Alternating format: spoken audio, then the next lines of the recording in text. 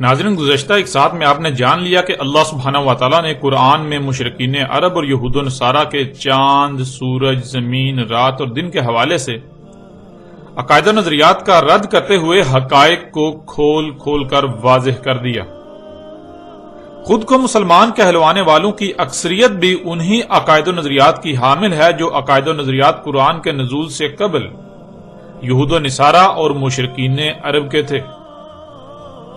اللہ سبحانہ و تعالیٰ کی طرف سے قرآن میں ان عظیم رازوں پر سے پردہ اٹھائے جانے کے بعد چاہیے تو یہ تھا کہ یہ لوگ اپنے آباء و اجداد سے نسل در نسل منتقل ہونے والے عقائد و نظریات کو ترک کر دیتے اور حق کو تسلیم کر لیتے، لیکن انہوں نے الٹا قرآن پر اعتراضات داغنا شروع کر دیے۔ کسی کو یہ گمان نہ ہو کہ یہ لوگ اپنے آباء و اجداد سے نسل در نسل منتقل ہونے والے عقائد کے دفاع میں قرآن پر اعتراضات اٹھا رہے ہیں، اس کے لیے انہوں نے قرآن کی جگہ سائنس کا نام استعمال کیا کہ سائنس ایسے کہتی ہے اور ہم سائنس پر اعتراضات اٹھا رہے ہیں۔ حالانکہ حقیقت تو یہ ہے کہ سائنس تو آج ان رازوں پر سے پردہ اٹھا رہی ہے، قرآن نے تو آج سے 14 صدیاں قبل ان حقائق سے پردہ اٹھا دیا تھا۔ تب سے لے کر آج تک یہ قرآن کی بات کا رد کرتے رہے، لیکن آج جب ان کے اپنے ہی ہاتھوں سائنس کے نام پر انہی حقائق کو ان کے بالکل سامنے لا رکھا گیا تو رد آج بھی یہ قرآن ہی کا کر رہے ہیں، نہ کہ سائنس کا۔ اعتراضات یہ آج بھی قرآن پر ہی اٹھا رہے ہیں، سائنس تو محض آج ایک بہانہ ان کے ہاتھ آ گیا۔ اب ان کی بدبختی یہ ہے کہ اللہ سبحانہ و تعالیٰ کو پہلے ہی علم تھا کہ یہ لوگ اپنی آنکھوں سے دیکھ لینے کے باوجود بھی آپس کی ضد، حسد، بغض اور دشمنی کی وجہ سے اختلاف ہی کریں گے، اعتراضات ہی اٹھائیں گے، تو اللہ سبحانہ و تعالیٰ نے ان کے اٹھائے جانے والے اعتراضات کے پہلے ہی قرآن میں جوابات بھی دے دیے تھے۔ تو ناظرین، اب بات کریں گے ان کی طرف سے اٹھائے جانے والے اعتراضات اور اللہ سبحانہ و تعالیٰ کی طرف سے قرآن میں ان کے اعتراضات کے جوابات پر۔ آتے ہیں ان کے اعتراضات کی طرف۔ ان کا کہنا ہے کہ اگر زمین گیند کی طرح گول ہے تو اس پر ہر شے ٹھہرے کیوں ہوئی ہے؟ اشیاء کو تو سرک سرک کر نیچے گرنا چاہیے، کوئی شے نہیں ہل رہی، اس کا مطلب ہے کہ زمین گول نہیں بلکہ چپٹی ہے۔ پھر ان کا دوسرا اعتراض یہ ہے کہ زمین اگر اپنے ہی محور پر گھوم رہی ہے اور سورج، چاند سمیت تمام کے تمام ستاروں سیاروں کے ساتھ اپنے مدار میں انتہائی تیزی سے سفر کر رہی ہے، انتہائی تیز رفتاری سے سفر کرتے ہوئے آگے اپنی اجل مسمى کی طرف بڑھ رہی ہے، تو کوئی شے ہلتی کیوں نہیں؟ کسی شے کا نہ ہلنا یہ ثابت کرتا ہے کہ زمین حرکت نہیں کر رہی بلکہ زمین ساکت ہے۔ پھر ان کا تیسرا اعتراض یہ ہے کہ اگر زمین گول ہے اور اپنے ہی محور پر گھوم رہی ہے، حرکت کر رہی ہے، تو پھر مثال کے طور پر آپ نے اگر جاپان جانا ہے تو جاپان جانے کے لیے آپ کو جہاز کو اڑا کر آگے لے جانے کی ضرورت نہیں ہے، بلکہ جہاز کو تھوڑا اوپر ہوا میں بلند کریں، کچھ ہی دیر میں زمین گھوم کر جاپان آ جائے تو جہاز کو نیچے اتار لیں۔ اور اگر ایسا نہیں ہوتا تو اس کا مطلب یہ ہے کہ زمین حرکت نہیں کر رہی بلکہ زمین ساکت ہے۔ زمین ساکت ہے، اسی وجہ سے تو اگر آپ جہاز ہوا میں بلند کرتے ہیں تو وہ واپس نیچے وہیں پر اترے گا جہاں سے اوپر کیا تھا، اوپر ہوا میں اٹھایا تھا۔ پھر چوتھا اعتراض کہ جب جہاز اڑتا ہے اور 40,000 فٹ کی بلندی پر جا کر سفر کرتا ہے اور پھر بالکل سیدھے سفر کرتا ہے ناک کی سیدھ پر، تو زمین اگر گول ہوتی تو جیسے جیسے جہاز آگے بڑھے تو جہاز کا زمین سے فاصلہ بڑھتے جانا چاہیے، یوں جہاز کو خلا میں چلے جانا چاہیے، لیکن جہاز مسلسل 10-12 گھنٹے پرواز کرتا ہے، اس کے باوجود جہاز 40,000 فٹ کی بلندی پر ہی رہتا ہے، ایسے جیسے کہ کوئی سپاٹ شے پر سفر کر رہا ہے۔ اور ایسا اس لیے ہو سکتا ہے کیونکہ زمین گول نہیں بلکہ چپٹی ہے، سپاٹ ہے۔ ناظرین، کے مزید اعتراضات بھی ہیں، لیکن ہم ان 4 اعتراضات کو پہلے آپ کے سامنے رکھیں گے، ان چاروں اعتراضات کے جوابات کو آپ کے سامنے رکھیں گے، اس کے بعد اگلے اعتراضات پر بات کریں گے۔ اس وقت آپ کو سکرین پر آیات نظر آ رہی ہیں، ان میں لفظ استعمال ہوا ہے مہدن، ماہدون، مہاد، اور ناظرین مہد کے معنی ہے اپنی طرف کھینچے رکھنا، اپنی طرف سمیٹے رکھنا۔ سورہ طٰہٰ کی آیت نمبر 53 اور سورہ زخرف کی آیت نمبر 10 میں اللہ سبحانہ وتعالی نے کہا الذی جعل لکم الارض مہدا، اسی ذات نے کر دیا تمہارے لیے ارض کو اپنی طرف کھینچے رکھنے والی، اپنی طرف سمیٹ کر رکھنے والی۔ پھر اس طرح اگلی آیت سورہ زاریات کی آیت نمبر 48 والارض فرشناها فنعم الماہدون، اور ارض تھی فرش بنا دیا یعنی رہنے کے قابل بنا دیا، پس کیا ہی زبردست ہر شے کو اپنی طرف کھینچ کر رکھنے والی، سمیٹ کر رکھنے والی۔ پھر اسی طرح اللہ سبحانہ وتعالی نے سورہ نبا کی آیت نمبر 6 میں کہا الم نجعل الارض مہادا، کیا ہم نے نہیں کر دیا ارض کو ایسا کہ ہر شے کو اپنی طرف کھینچے رکھنے والی، اپنی طرف سمیٹے رکھنے والی۔ ناظرین ان آیات میں اللہ سبحانہ وتعالی نے بہت ہی صراحت کے ساتھ ان کے چاروں اعتراضات کے جوابات دے دیے۔ آپ گزشتہ ایک ساتھ میں یہ بات جان چکے ہیں کہ اللہ سبحانہ وتعالی نے مختلف پہلوؤں سے پھیر پھیر کر یہ بات واضح کر دی کہ زمین گیند کی طرح گول ہے، اور گیند کی طرح گول ہونے کے باوجود سپاٹ خصوصیات کی حامل ہے، جیسا کہ آپ سورہ نوح کی آیت نمبر 19 میں دیکھ رہے ہیں واللہ جعل لکم الارض بساطا، اور اللہ ہے کر دیا تمہارے لیے زمین کو بساط، یعنی زمین گیند کی طرح گول ہونے کے باوجود تمہارے لیے ایسی بنا دی کہ تمہیں رائی برابر بھی اس بات کا احساس نہ ہو کہ زمین گیند کی طرح گول ہے، بلکہ تمہیں ہر لحاظ سے ایسی نظر آتی ہے اور ایسا احساس ہوتا ہے کہ وہ چپٹی ہے۔ تم کسی گیند نما گول شے پر یعنی گولے پر نہیں رہ رہے جس سے تمہیں یہ خوف ہو کہ آگے جانے سے کہیں تم سرک کر زمین سے نیچے گر جاؤ گے، بلکہ تمہیں ایسا لگتا ہے کہ تم بالکل سپاٹ شے پر رہ رہے ہو، یوں تمہیں نیچے گرنے کا بالکل بھی کوئی خوف نہیں۔ ناظرین کا پہلا اعتراض یہ تھا کہ اگر زمین گیند کی طرح گول ہے تو اس پر ہر شے ٹھہرے کیوں ہوئی ہے؟ اشیاء کو تو سرک سرک کر نیچے گرنا چاہیے تھا، لیکن جب کوئی بھی شے ہل نہیں رہی، سرک کر نیچے نہیں گر رہی، تو اس کا مطلب ہے کہ زمین گول نہیں بلکہ چپٹی ہے، کیونکہ چپٹی شے پر کوئی بھی شے سرکتی نہیں، ادھر ادھر ہلتی نہیں۔ تو ناظرین ان کے اس اعتراض کا اللہ سبحانہ وتعالی نے پہلے ہی قرآن میں جواب رکھ دیا تھا۔ اللہ سبحانہ وتعالی نے ان آیات میں کہا کہ ہم نے زمین کو مہاد بنایا، ہر شے کو اپنی طرف کھینچے رکھنے والی، ہر شے کو اپنی طرف سمیٹ کر رکھنے والی۔ اور اللہ سبحانہ وتعالی نے یہاں تک کہہ دیا کہ کیا ہم نے زمین کو ایسا نہیں بنایا، یعنی کیا ہم نے زمین کو ہر شے کو اپنی طرف کھینچ کر رکھنے والی نہیں بنایا؟ آج تم خود اپنی آنکھوں سے دیکھ چکے ہو، جسے تم زمین کی مقناطیسی قوت کا نام دیتے ہو، جس کی وجہ سے زمین پر ہر شے اس کی طرف کھینچی ہوئی ہے، تو کیا ہم نے زمین کو ایسا نہیں بنایا؟ یعنی آج تو تم اپنی آنکھوں سے دیکھ رہے ہو، آج تم اپنی آنکھوں سے یہ سب دیکھ چکے ہو۔ اب ناظرین جب زمین ہر شے کو اپنی طرف کھینچے ہوئے ہے، سمیٹے ہوئے ہے، تو پھر غور کریں یہ کیسے ممکن ہے کہ زمین پر کوئی شے سرک کر نیچے گرے؟ یعنی آپ کے پاس مقناطیس کا ایک بڑا ٹکڑا ہو اور اس کے ارد گرد لوہے کے چھوٹے چھوٹے ذرات ہوں جنہیں وہ اپنی طرف کھینچے رکھے، اپنی طرف سمیٹے رکھے، تو کیا پھر لوہے کے ذرات ادھر ادھر سرکیں گے؟ نہیں، بالکل نہیں۔ یہی خصوصیات زمین میں رکھ دی گئی۔ زمین بھی مقناطیس کے ٹکڑے کی طرح ہر شے کو اپنی طرف کھینچے ہوئے ہے، تو جہاں تک زمین کی مقناطیسی قوت ہے، مقناطیسی کشش ہے، وہاں تک بھلا کوئی بھی شے کیوں سرکے گی؟ کیسے سرکے گی؟ اللہ سبحانہ وتعالی نے قرآن میں مختلف پہلوؤں سے اس حقیقت کو بالکل کھول کھول کر واضح کر دیا، ہر پہلو سے واضح کر دیا۔ یوں ناظرین آپ نے جان لیا کہ ان کا یہ اعتراض سوائے جہالت کے اور کچھ نہیں، جو ان کی اصلیت کی عکاسی کرتا ہے،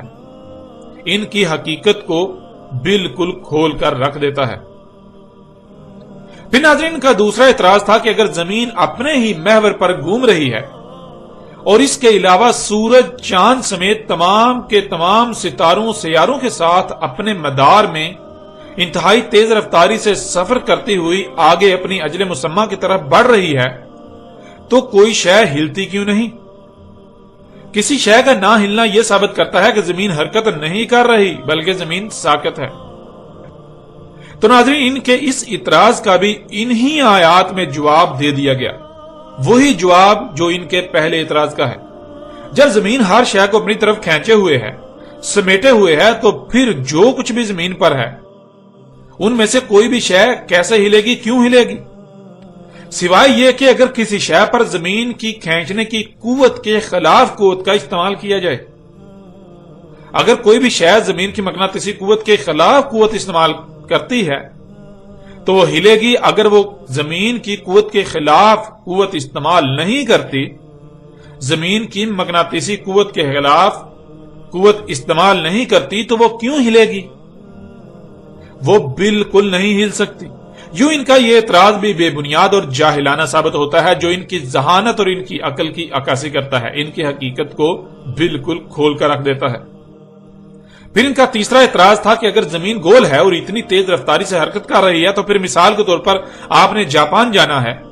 تو آپ کو جہاز اڑا کر آگے لے جانے کی ضرورت نہیں، بلکہ جہاز کو تھوڑا اوپر ہوا میں بلند کریں، کچھ ہی دیر میں زمین گھوم کر جاپان آ جائے تو نیچے اتار دیں۔ اگر ایسا نہیں ہوتا تو اس کا مطلب یہ ہے کہ زمین حرکت نہیں کر رہی، زمین نہیں گھوم رہی بلکہ زمین ساکت ہے۔ اسی وجہ سے تو اگر آپ جہاز ہوا میں بلند کرتے ہیں اور پھر کچھ دیر بعد واپس نیچے اتارتے ہیں تو وہی اترے گا جہاں سے آپ نے اوپر بلند کیا تھا۔ تو ناظرین، کے اس اعتراض کا جواب بھی انہی آیات میں موجود ہے۔ جو بات پہلے کی گئی کہ جب زمین پر تمام اشیاء کو جہاں تک زمین کی مقناطیسی کشش ہے وہاں تک انہیں زمین اپنی طرف کھینچے ہوئے ہے، اپنی طرف سمیٹے ہوئے ہے، تو پھر ظاہر ہے زمین گھومتی ہے تو وہ اشیاء کیا زمین کے ساتھ نہیں گھومیں گی؟ مثلا اگر آپ ایک مقناطیس کا ٹکڑا لیں اور اس کے ارد گرد لوہے کے ذرات بکھیر دیں، ان ذرات اور مقناطیس کے ٹکڑے کے درمیان کوئی رکاوٹ حائل کر دیں جس سے وہ ذرات مقناطیس کے ساتھ چپک نہ پائیں۔ اب مقناطیس ان ٹکڑوں کو اپنی طرف کھینچے رکھے گا، لیکن رکاوٹ کی وجہ سے مقناطیس اور ان ذرات کے درمیان فاصلہ ہوگا۔ اب اگر آپ مقناطیس گھماتے ہیں تو اس کے ساتھ وہ ذرات بھی گھومیں گے، کیونکہ مقناطیسی کشش ان کو اپنی طرف کھینچے ہوئے ہے، اپنی طرف سمیٹے ہوئے ہے۔ بالکل اسی طرح جب جہاز ہوا میں بلند ہوتا ہے تو کیا وہ زمین کی مقناطیسی کشش کی حد سے باہر نکل جاتا ہے یا اس کے اندر رہتا ہے؟ اگر وہ زمین کی مقناطیسی کشش کی حد کے اندر رہتا ہے تو پھر وہ 1 ملی میٹر یا اس سے بھی کم ادھر ادھر نہیں ہو سکتا، بلکہ وہ زمین کے ساتھ ہی گھومے گا۔ اگر اسے کہیں جانا ہوگا تو اسے زمین کی مقناطیسی قوت کے خلاف قوت کا استعمال کرنا ہوگا۔ جتنی قوت وہ استعمال کرے گا اتنی اس کی رفتار بڑھے گی، وہ اتنا ہی آگے بڑھے گا۔ اور ناظرین، اگر جہاز زمین کی مقناطیسی کشش کی حد سے باہر نکل جاتا ہے تو وہ زمین کی مقناطیسی کشش اس کی قوت سے آزاد ہو جائے گا، پھر وہاں سے زمین گھومتی ہوئی نظر آئے گی، وہ زمین کے ساتھ نہیں گھومے گا۔ لیکن کیا جہاز زمین کی مقناطیسی کشش کی حد سے باہر نکل جاتا ہے جب وہ اوپر بلند ہوتا ہے ہوا میں، یا مقناطیسی قوت کے اندر رہتا ہے؟ جب وہ مقناطیسی کشش کی حد کے اندر ہی رہتا ہے تو پھر وہ اپنی جگہ سے ادھر ادھر کیوں جائے گا؟ زمین نیچے سے کیوں گھومتی ہوئی نظر آئے گی، کیوں گھومے گی؟ جب جہاز زمین کی مقناطیسی کشش کی حد میں ہوتا ہے، اس کے اندر ہوتا ہے، تو پھر جہاز بھی زمین کے ساتھ ایسے ہی گھومے گا جیسے سطح زمین پر پڑی تمام کی تمام اشیاء زمین کے ساتھ ہی گھوم رہی ہیں، جس سے زمین کے گھومنے کا ادراک نہیں ہوتا۔ اور ناظرین، آپ کئی مشاہدات بھی کر سکتے ہیں۔ مثلا ایک گاڑی جب تیز رفتاری سے سفر کرتی ہے تو جو اشیاء گاڑی کے اوپر یا اندر ہوتی ہیں، اگر وہ باہر نہ دیکھیں، صرف گاڑی کی اندرونی چھت یا اس کے فرش یا سیٹوں وغیرہ کو دیکھیں، تو کیا فرش، چھت یا سیٹیں وغیرہ سفر کرتے ہوئی نظر آئیں گی؟ نہیں، بالکل نہیں۔ ایسے ہی جو زمین کی مقناطیسی کشش کی حد کے اندر ہیں، اس میں موجود ہیں، انہیں زمین کے گھومنے کا قطعی احساس نہیں ہوگا اور نہ ہوتا ہے،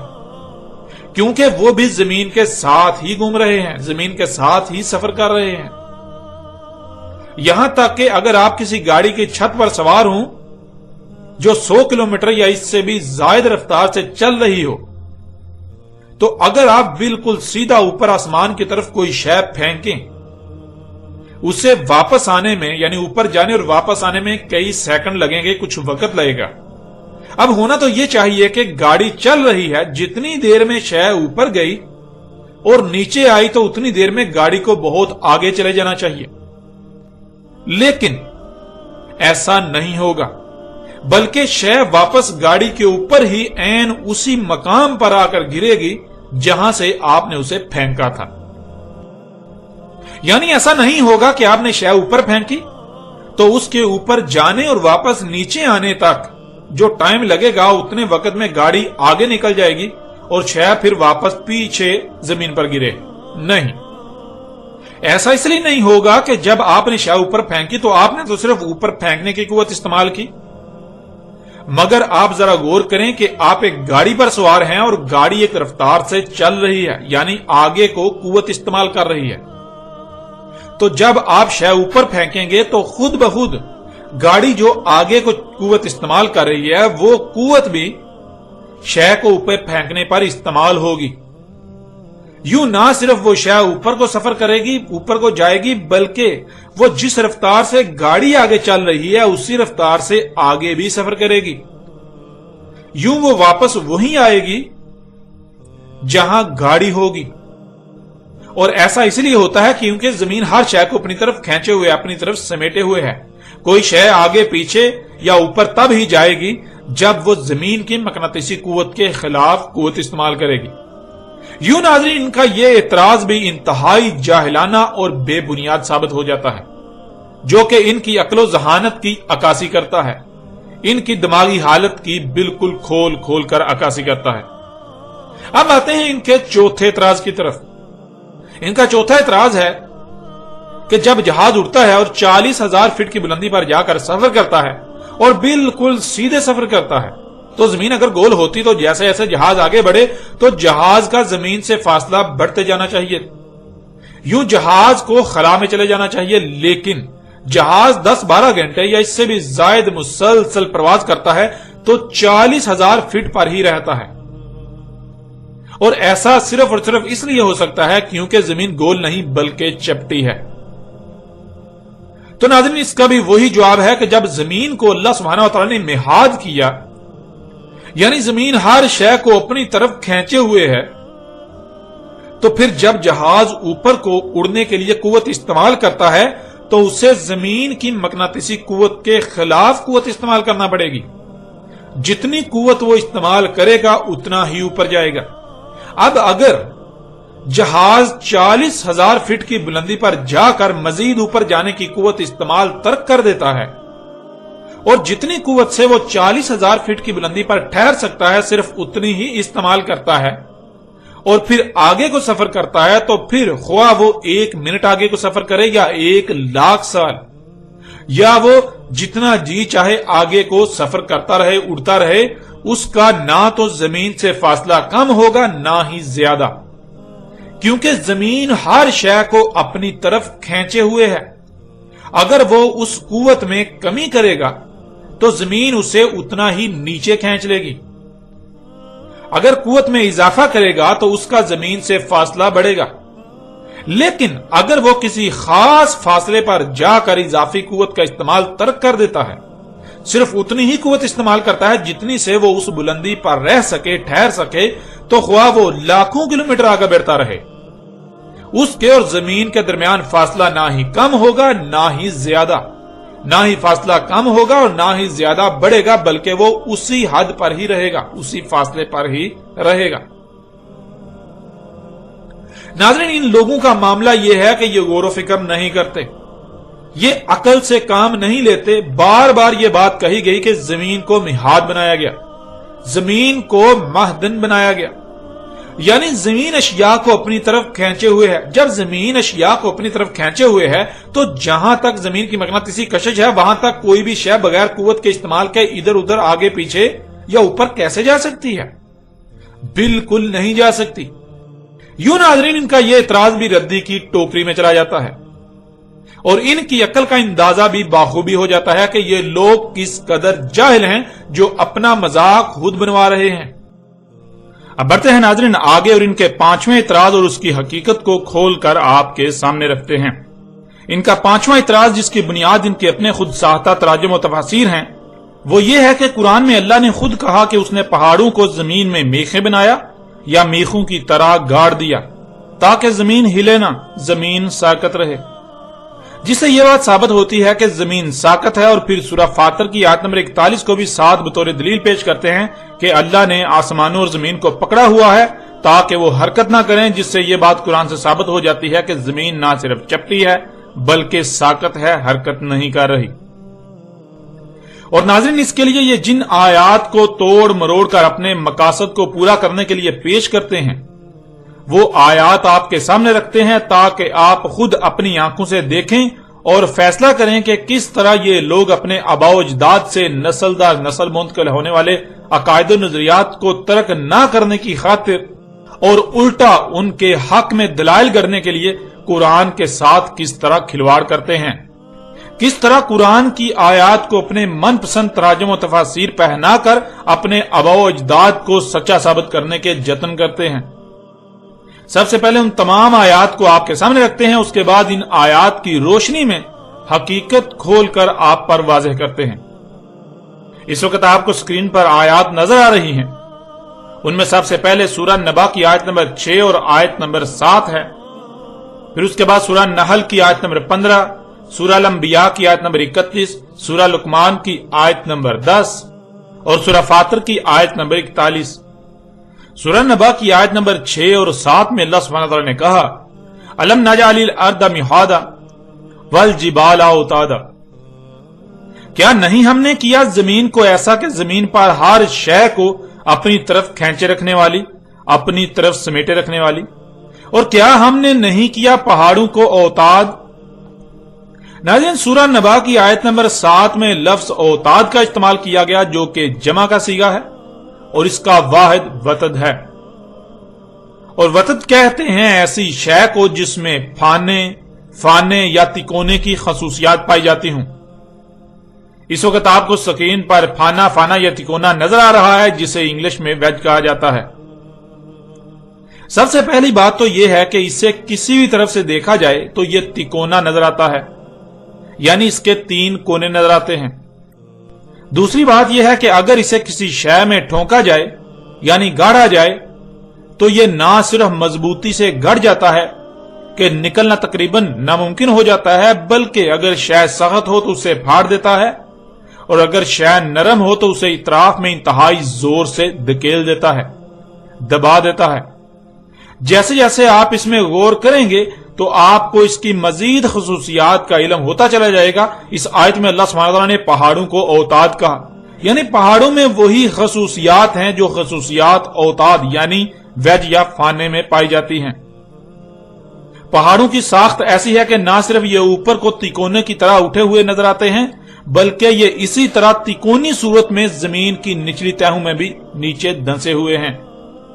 اور یہ اسی طرح وجود میں آئے جس طرح تکونے کو زمین میں گاڑنے سے زمین اطراف میں پریس ہو کر دباؤ کا شکار ہو کر سخت ہونے کے ساتھ ساتھ اوپر کو اٹھاتی ہے اور نچلی طرف سے بھی نیچے کو دھنس جاتی ہے۔ زمین کی تہیں اطراف سے دباؤ پڑنے کی وجہ سے نہ صرف آپس میں ایک دوسرے میں دھنس کر جکڑ گئیں، بلکہ وہ تکونوں کی صورت میں اوپر کو اٹھ گئیں۔ یوں پہاڑ وجود میں، اور جہاں جہاں پہاڑ ہیں وہاں نہ صرف زمین سخت ہے اور زمین کی تہیں ایک دوسرے میں ایسے دھنس کر جکڑی ہوئی ہیں جیسے رسی کے 2 ٹکڑوں کو گانٹھ لگا دی جائے، بلکہ جیسے اوپر کو اٹھی ہوئی پہاڑ نظر آتے ہیں اسی طرح زمین کی تہیں نیچے کو بھی دھنسی ہوئی ہیں۔ ناظرین آپ غور کریں، اس آیت میں اللہ سبحانہ وتعالی یہ سوال کر رہے ہیں کہ کیا ہم نے پہاڑوں کو اوتاد نہیں کیا؟ تو اب سوال یہ پیدا ہوتا ہے کہ آخر اللہ سبحانہ وتعالی ایسا کیوں کہہ رہے ہیں؟ ایسا کن کو کہا جائے گا؟ ایسا کن کو کہا جا سکتا ہے؟ کیا ایسا ان کو کہا جا سکتا ہے جو پہاڑوں کے بارے میں بالکل بھی علم نہ رکھتے ہوں، جو پہاڑوں کے بارے میں بے علم ہوں؟ یا صرف اور صرف انہی کو کہا جا سکتا ہے جو پہاڑوں کے بارے میں علم رکھنے والے ہوں، جن پر پہاڑوں کی ساخت و تخلیق کے راز کھل چکے ہوں؟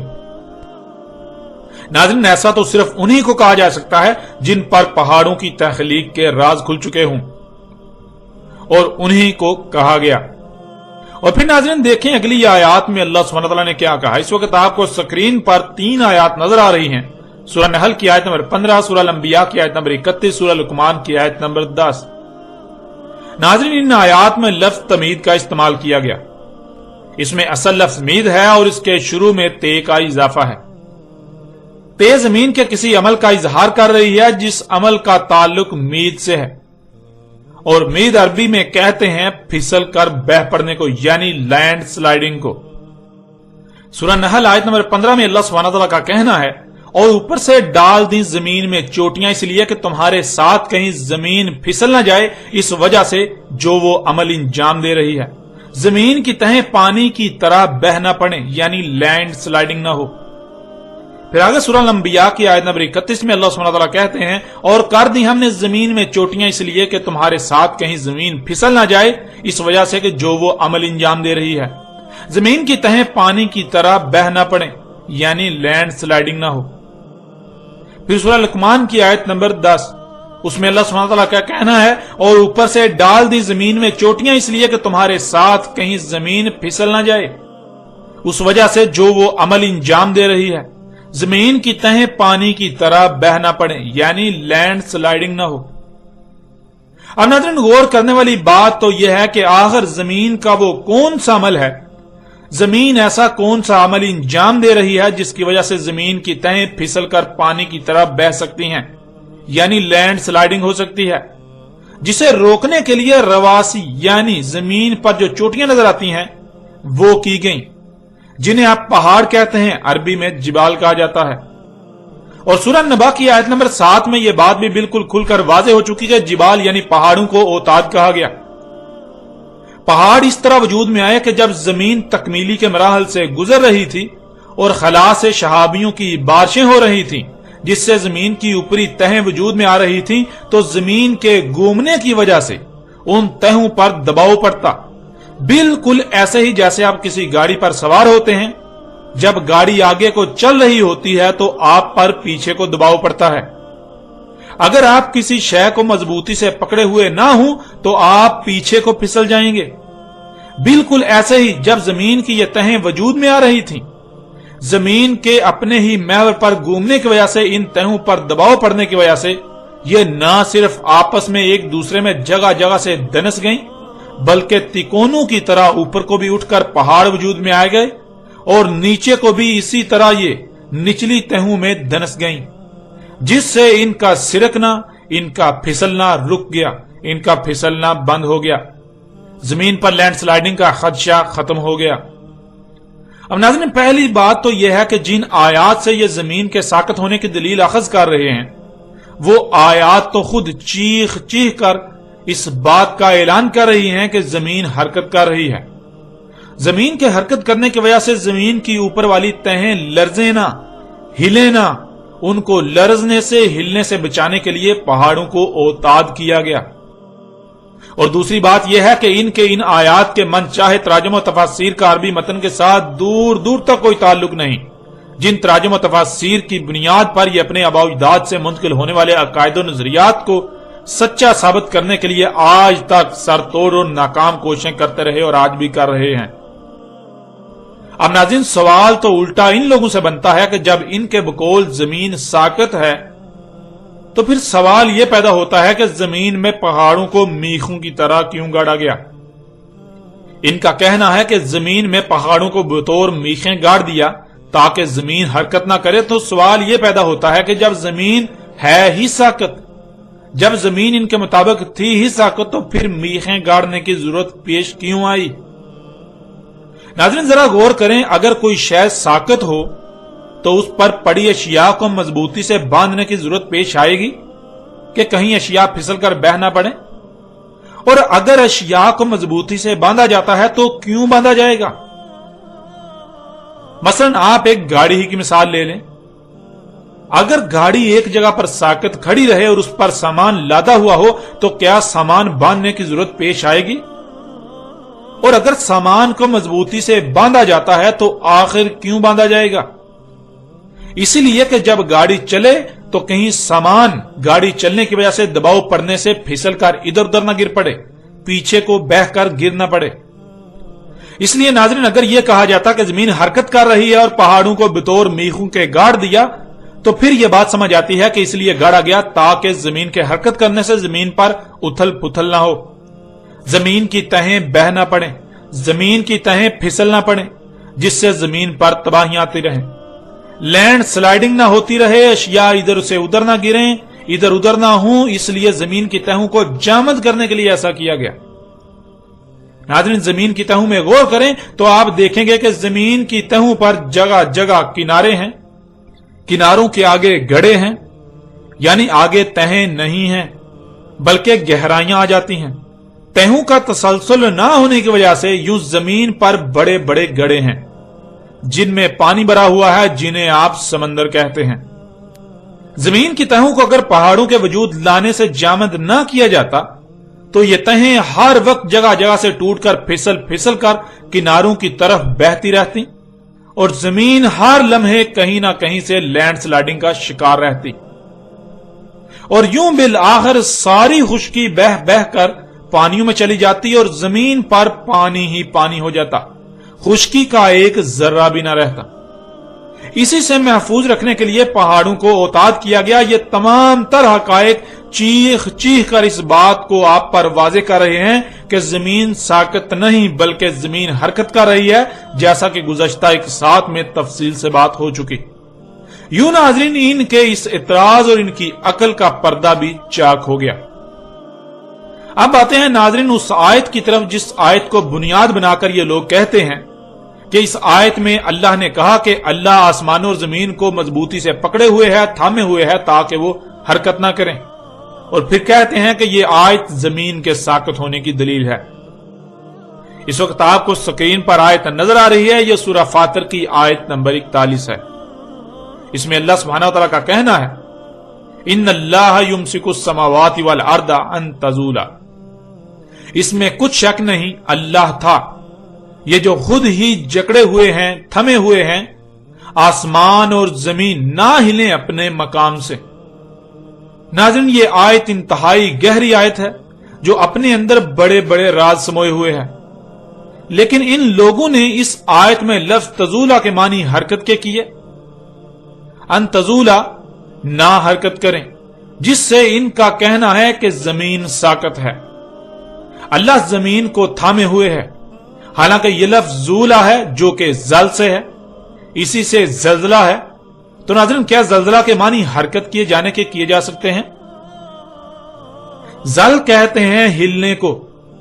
और जलजल कहते हैं हिलने को, यानी एक शय एक तरफ से दूसरी तरफ जाती है फिर दूसरी तरफ से वापस पहली तरफ आती है। इस तरह मुसलसल होने को जलजल कहते हैं। जिसके जलजल का जिक्र किया जाता है उसकी तरफ इशारे के लिए अरबी में गोल वाली ए का इस्तेमाल किया जाता है, यूं लफ्ज जलजला बन जाता है। इस आयत में लफ्ज जूल है। जूल के मानी एक सीमत से दूसरी सीमत मुसलसल हिलना, बहना। इस आयत में अल्लाह सुब्हानहू व तआला ने खोल कर यह बात वाज़ेह कर दी कि देखो कौन है जिसने आसमानों और जमीन को जकड़ा हुआ है। गौर करो, जो जात सामने आएगी वो अल्लाह ही तो था। और इस आयत में लफ्ज अल्लाह की हे पर जबर लाकर इसे माजी का सीगा बना दिया, यानी आज आसमान और जमीन जो जूल हो रहे हैं तो इसकी जिम्मेदारी अल्लाह पर आयद नहीं होती बल्कि ये अल्लाह के शरीकों पर आयद होती है। तो नाज़रीन, इस आयत में भी ये बात बिल्कुल खुलकर वाज़ेह है कि जमीन हरकत कर रही है।